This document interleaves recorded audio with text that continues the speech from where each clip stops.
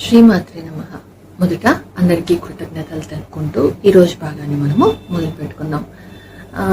గత భాగంలో మనము అనుభవాలు ఎందుకు కొంత సమయం వచ్చిన తర్వాత మళ్ళీ రాదు అనే విషయం గురించి చెప్పుకున్నాం. సో ఈ భాగంలో మనము నా ఆధ్యాత్మిక ప్రయాణంలో ఆల్రెడీ 8 days అంటే ధ్యాన స్థితిని, ధ్యానాన్ని, నాడీ మండలము, శుద్ధిని అవన్నిటి గురించి తెలుసుకున్నాను అని చెప్పానన్నమాట. సో ఈ భాగంలో మనకు 8వ రోజు తర్వాత ఏం జరిగింది అనే విషయాలతో మనం మొదలు పెట్టుకున్నాం. సో ఈ విధంగా నాకైతే అర్థమైనది ఏమి అనేసి అంటే, ధ్యానం చేస్తే నాకు రొమటాయిడ్ ఆర్థరైటిస్ తగ్గింది. ధ్యానంలో కాకుండా ధ్యాన స్థితిలో ఉండడం అనేది నేను నేర్చుకున్నాను, తెలుసుకున్నాను అనే విషయం నాకు అర్థమైంది అనమాట. సరే, మరి 9వ రోజు ఏం జరిగింది అనేసి అంటే, రోగం అయితే తగ్గిపోయింది. హ్యాపీగా 4 గంటలు కూర్చొని మెడిటేషన్ అయితే చేసుకోగలుగుతున్నాను. సో ఇందులో భాగంగా పుస్తకాలు చదవడం అనేది, తర్వాత ఆ పుస్తకాల్లో ఉండేటువంటి విషయాలు కూడా నాకు బాగా అర్థమైపోయేటివి అనమాట.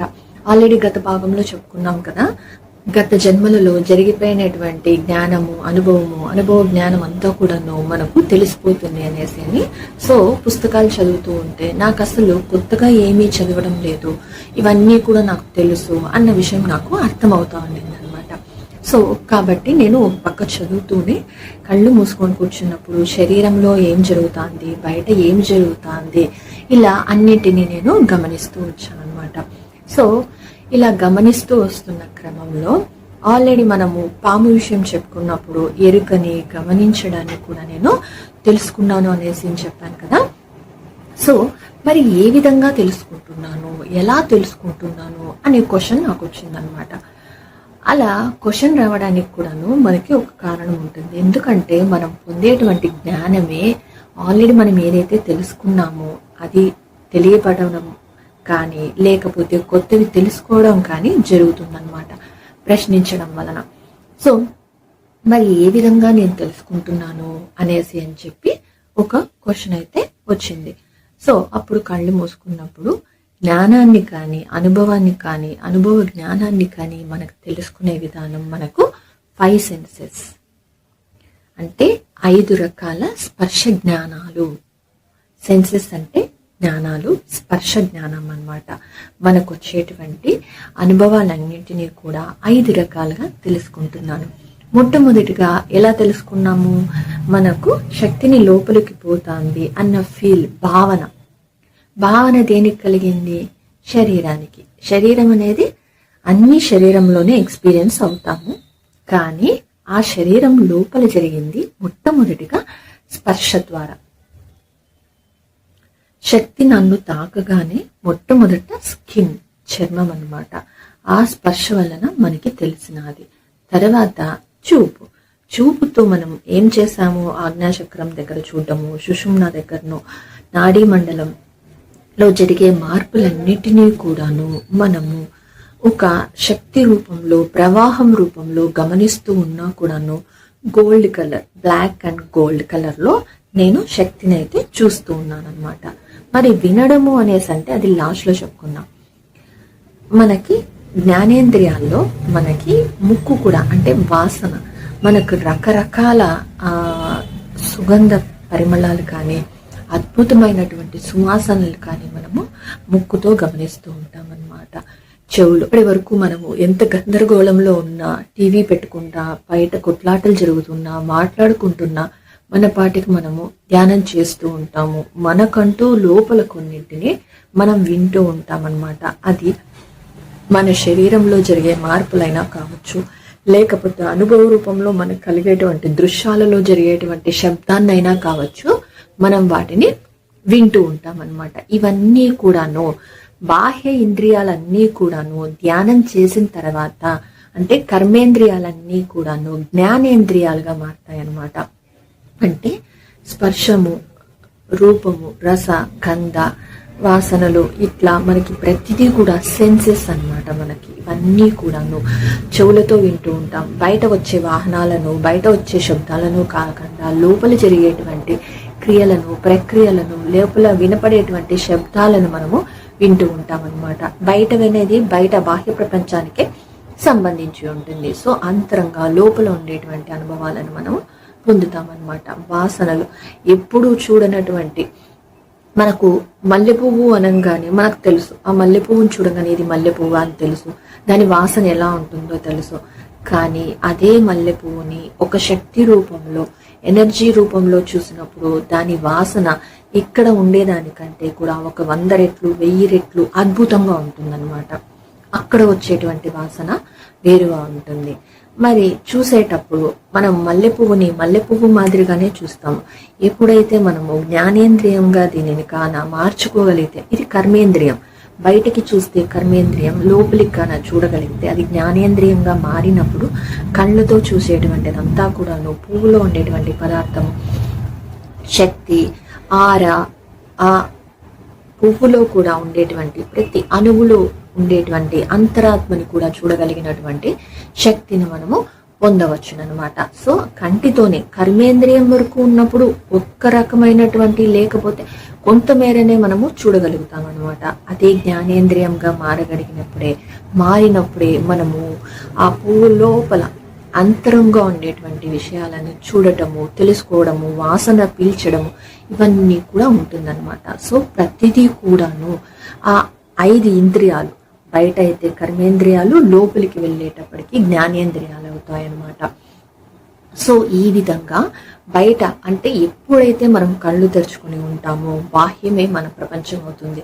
సో ఎప్పుడైతే మనం కళ్ళు మూస్తామో అంతర్ప్రపంచం అనేది మొదలవుతుంది, అంతర్జ్ఞానం అనేది మనకు తెలియబడుతుంది. అంతరంలో ఏ విధంగా మనం చూస్తామనే దానిని మొదట మనము కళ్ళు మూసుకొని గ్రహిస్తామన్నమాట. కళ్ళతో చూసి ఒక పువ్వులో ఉండేటువంటి అణువుల్లో ఉండేటువంటి శక్తి, ఆత్మలో ఉండేటువంటి అంతరాత్మ శక్తి వరకు మనకు వెళ్ళాలి అనేసి అంటే మళ్ళీ మనకు శక్తి కావాల్సినటువంటి ఉంటుంది, మన శక్తిని మనం పెంచుకోవాల్సినటువంటి అవసరం ఉంటుందన్నమాట. సో ఈ విధంగా ప్రతి దానిని కూడాను ఈ పంచేంద్రియాలు, కర్మేంద్రియాలు మనను జ్ఞానేంద్రియాలుగా మార్చుకున్నాము.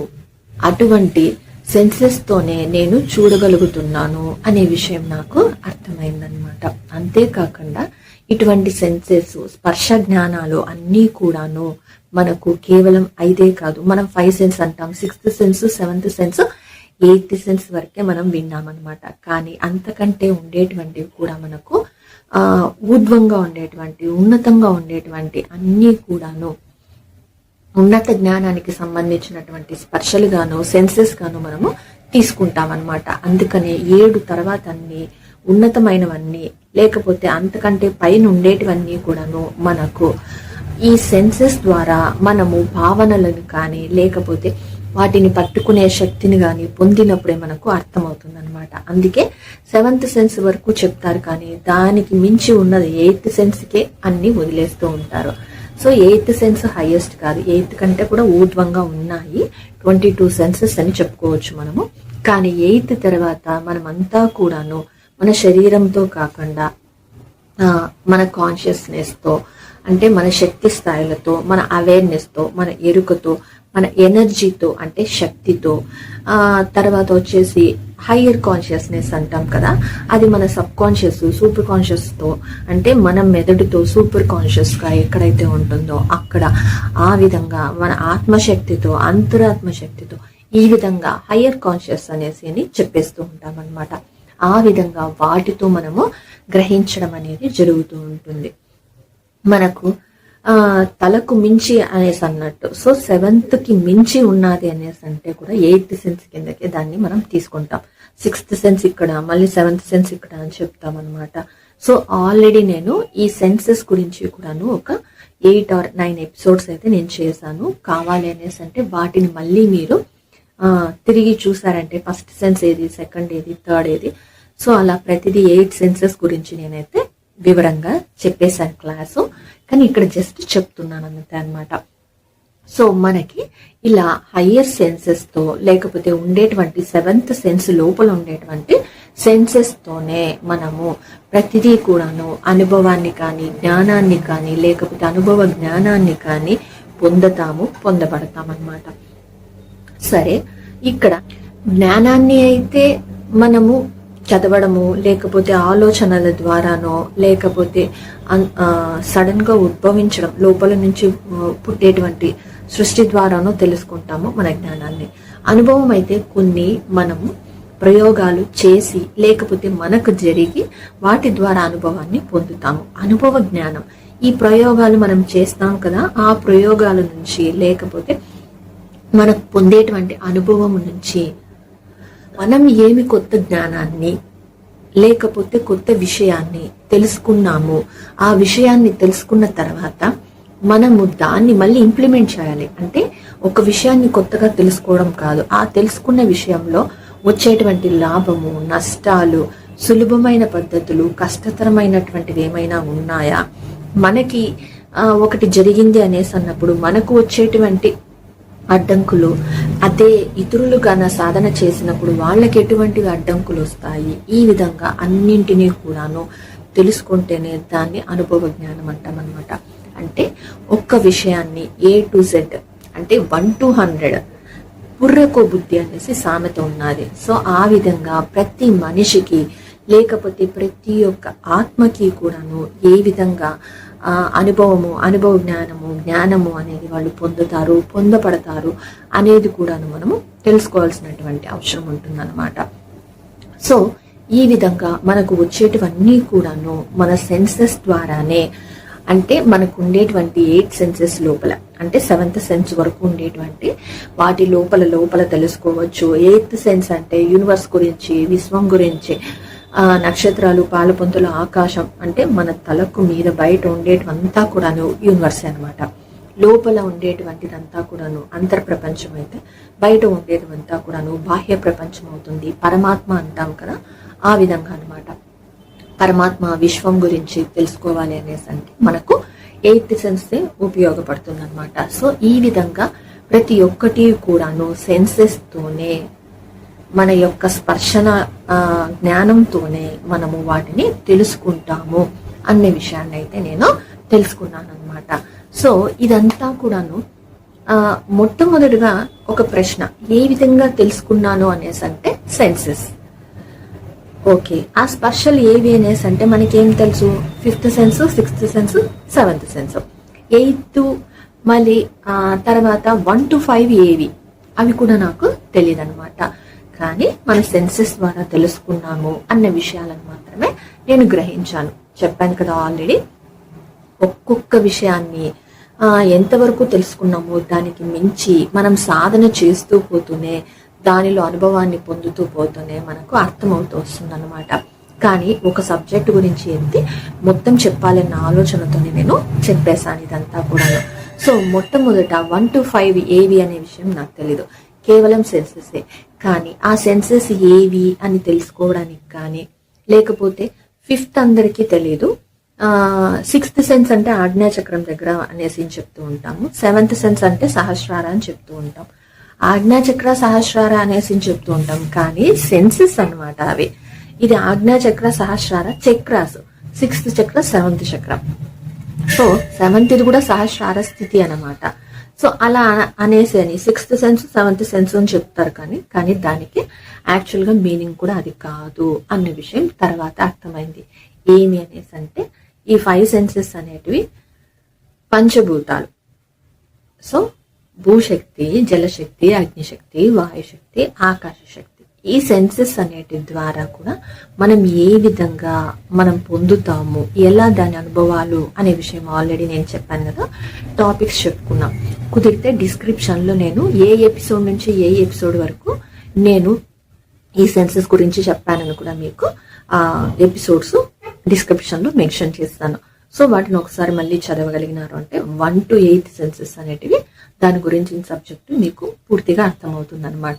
సో ఇలా పంచభూత శక్తులు మరి అవి ఏవి, ఎలా ఉంటాయి, అవన్నీ కూడా జ్ఞానము తర్వాతనే నేను పొందబడినాను అనమాట. సో ఈ విధంగా మనకి ఎలా మనం తెలుసుకుంటాము అనేసి అంటే కేవలం ప్రశ్న ఏంటి, ఏ విధంగా నేను తెలుసుకుంటున్నాను.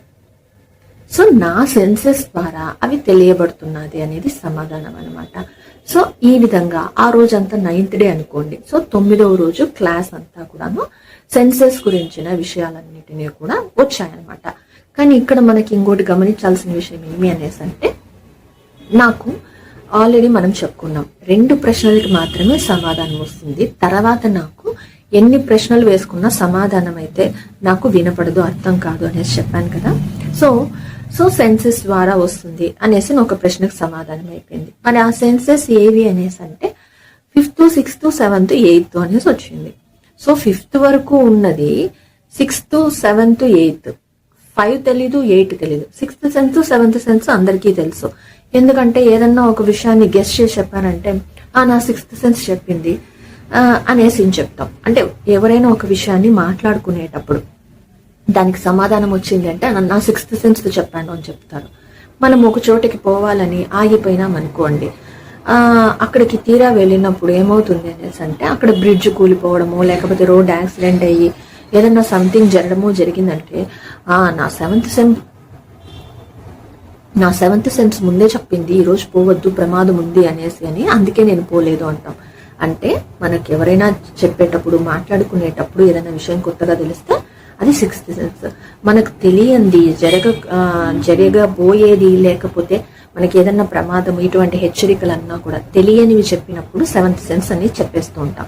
ఈ 2 గురించి తెలుసు, 6th తెలుసు, 7th తెలుసు. మరి 5th, 8th అసలు 5th ఉన్నది, మరి 1, 2, 3, 4 ఏమైనాది? సో ఇలా ప్రశ్నలు ఒకదానికొకటి నేను వేసుకుంటూ ఉన్నాను. 8th సెన్స్ అంటే ఏంటి, ఇలా ప్రశ్నలు వేస్తున్నాను కానీ సమాధానం రాలేదు. కానీ నాకు ఇక్కడ జరిగింది ఏమి అనేసి అంటే, ఆ ప్రశ్న వేసుకున్న తర్వాత కళ్ళు మూసుకొని కూర్చున్నప్పుడు నేను ఇలా తల ఆడిస్తూ ఉంటానన్నమాట. సో అంటే ప్రశ్న వేశాను, ఎవరో నాకు సమాధానం చెప్తున్నారు, కానీ ఆ చెప్పిన వాళ్ళు ఎవరు అనే విషయం నాకైతే తెలీదు.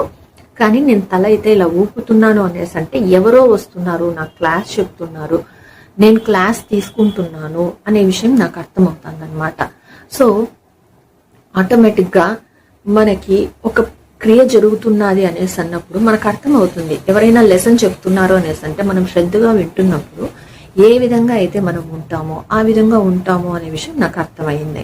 కానీ ఇక్కడ చెప్పినటువంటి గురువు ఎవరు, లేకపోతే చెప్పింది నా ఆత్మనేనా, ఇటువంటి విషయాలైతే నేను ఆ రోజు తీసుకోలేదు, ఏ రోజు తీసుకోలేదు. ఎందుకంటే పేర్లు పట్టుకోవడం నాకు చాలా కష్టము అని ఆల్రెడీ నేను చెప్పాను కాబట్టి. సో ఈ విధంగా ఒక గురువు వస్తున్నారు, వాళ్ళు నాకు ఈ విషయాలన్నీ చెప్తున్నారు అనే విషయం నాకు అర్థమైందనమాట. సో అప్పటి వరకు ప్రత్యక్ష గురువు, పరోక్ష గురువు ఇటువంటి విషయాలు కూడా నాకు తెలియదు. సో కాబట్టి ఇక్కడికి వచ్చేటప్పటికి గురువు అని చెప్పడానికి కారణం ఏమి అంటే నెక్స్ట్ ఎపిసోడ్లో దాని గురించి చెప్పుకుందాం. సో ఈ విధంగా ఒకరెవరో వస్తున్నారు, నాకు ఆ విషయాలన్నిటినీ కూడా చెప్తున్నారు అనే విషయం నాకు అర్థమైందనమాట.